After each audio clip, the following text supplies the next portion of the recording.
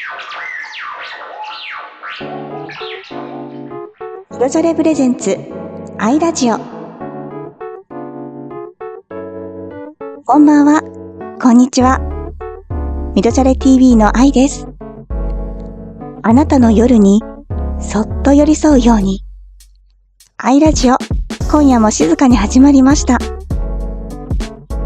まるで飛行機の機内のように、真っ暗な夜空をゆっくり飛びながら、耳だけで旅するような、そんな時間をお届けできたら嬉しいです。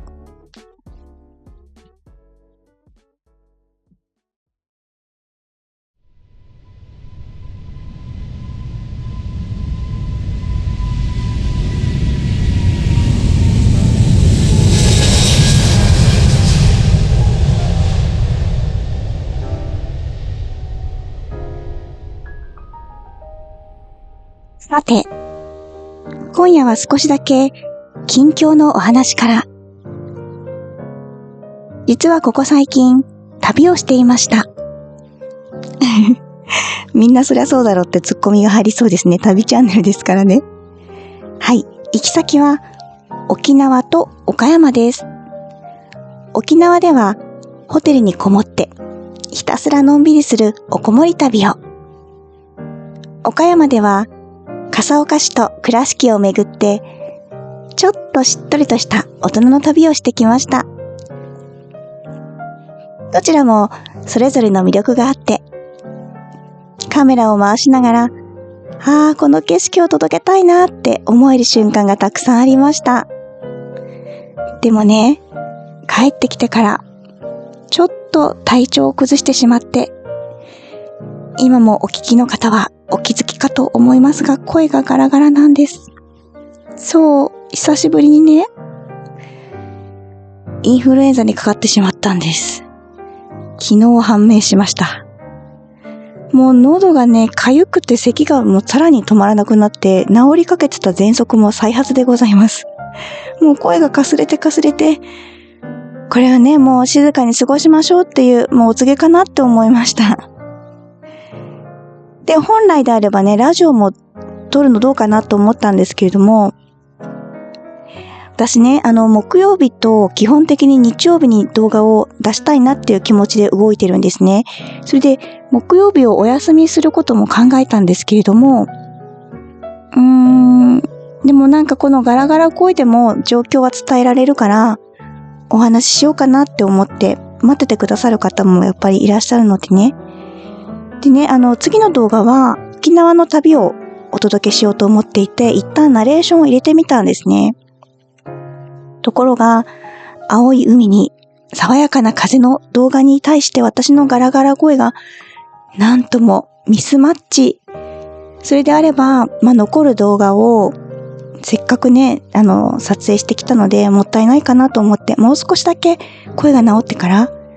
で、ラジオに関しては、ちゃんとした声で届けられれば一番良いのかもしれないんですけれども、なんか結構割と素でお話しできる場でもあるので、こんな私もあるよみたいな感じで待っててくださる方もいらっしゃるので、状況を何も出ないよりはこういう状況ですって伝えた方がみんなに分かってもらえるかななんて、そんな気持ちで撮ってみました。そんなこんなでね、カメラも回さず、パソコンにも触れず、ただただ静かにベッドの中で過ごす日々をここ数日送っておりまする。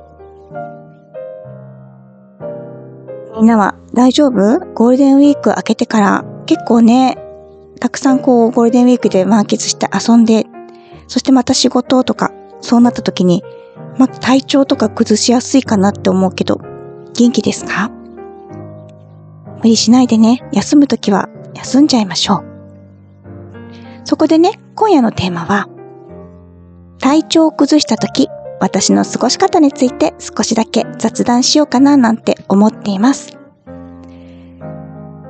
何もできないときって人ってちょっと不安になったり、なんか寂しくなったりすることってあるよね。普段一人で大丈夫な私も、なんだかちょっとセンチメンタルな気持ちになったりすることもあります。予定が進まない、撮影ができない、声が出ない。そんな時私は、割り切るようにしてますね。なるべく。今日は休むための時間だ。あなたは頑張りすぎだぞって神様からのメッセージなんだ。そう思い込むようにしています。でも頭で分かってても、ついつい焦っちゃうんですよね。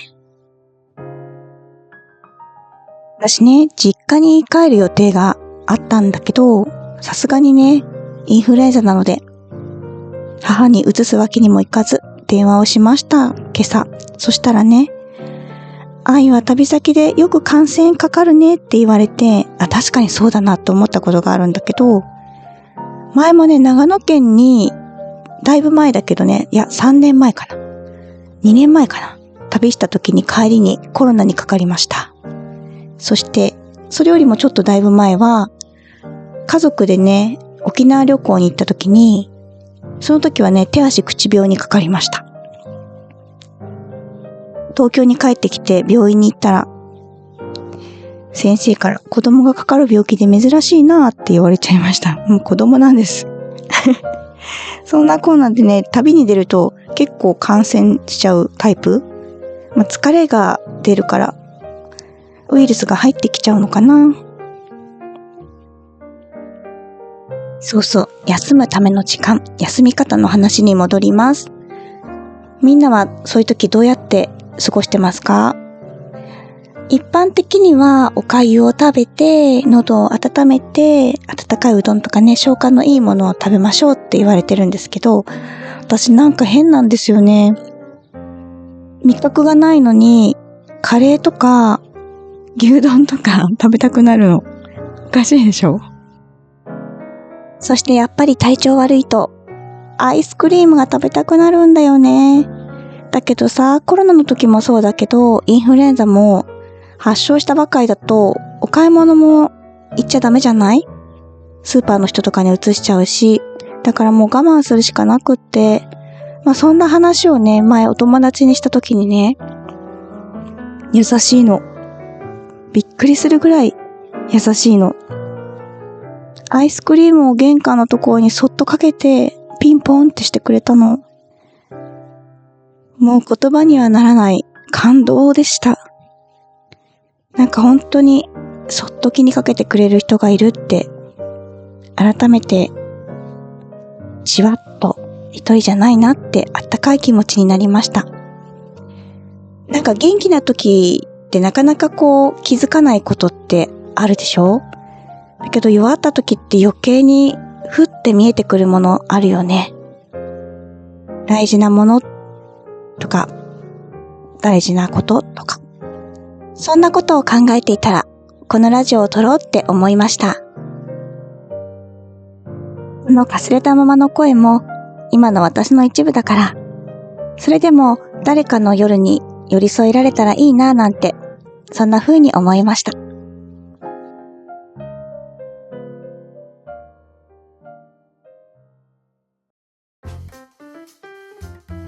さて、もう一つのテーマは、関連してるんですけど、頑張った自分への小さなご褒美。どんなことありますか？お仕事で頑張った日、あとはやりたくない、プレゼントかいろいろあって、それを乗り越えた日、そういった後のご褒美ってみんな何か決めてますか？私はね、自分で今はもう仕事するようになったりとかしてるので、そんなに日々変化はないんだけど、例えばだけど、じゃあ、明日までにこの動画を作らなきゃいけない。で、たまにね、深夜12時とかなる時もあるんですよ。なんでこの日に動画を作んなきゃいけないかっていうと、例えば、じゃあ水曜日に旅に出ます。木曜日までに作らなきゃいけなかった動画が前倒しで水曜日までってなると結構時間がタイトになって、それでね、結構夜中まで作業することもあるんですね。もう結構大変です。はい。でもね、そういった時はね、私はそれを乗り越えるためにね、ご褒美を決めてます。作業し終わった後のビールタイムです。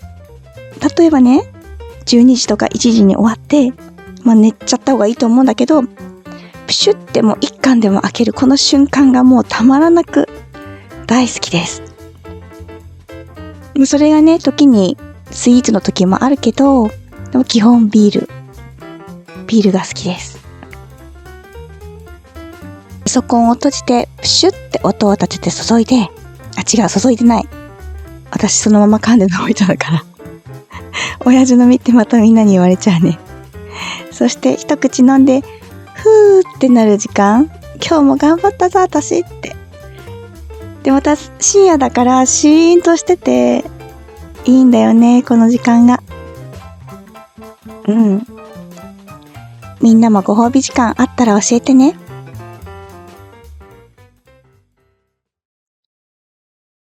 さて最後に、夜の時間にぴったりな一曲を流してお休みをお届けしたいと思います。もう聞こえてきましたね。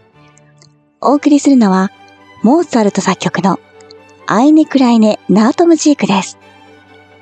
モーツァルトが手掛けた軽やかなセレナーデで、ドイツ語で小さな夜の音楽という意味を持っています。上品で優しくて、世界中で愛され続けているクラシックの名曲です。お休み前のひとときに、どうぞゆったりと聴いてください。それではまた次の動画でお会いしましょう。おやすみなさい。